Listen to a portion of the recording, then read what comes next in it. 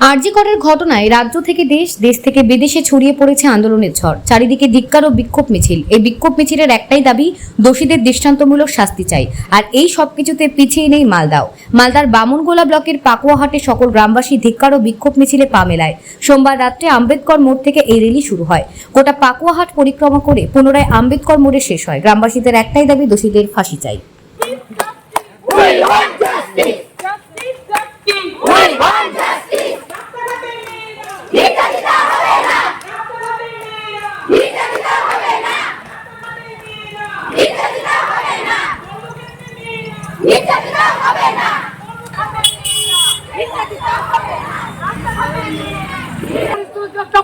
পক্ষবাসী লড়ছে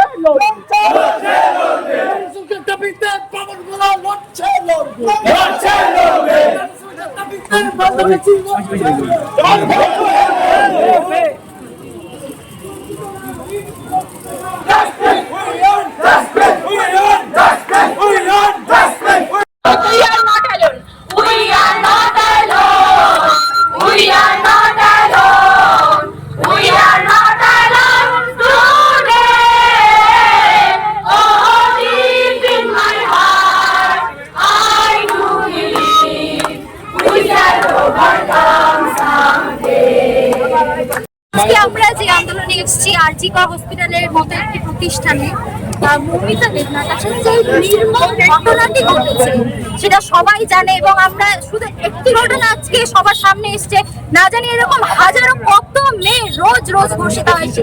তাদের নামও আমরা জানি না, তাদের মুখও আমরা জানি না, তাদের খবর আমাদের সামনে আসে। তাই আমরা ধর্ষণকারী এবং তার সাথে যারা যুক্ত আছে তাদের কঠোর থেকে কঠোরতম শাস্তি নয়, আমরা তার ফাঁসি চাই।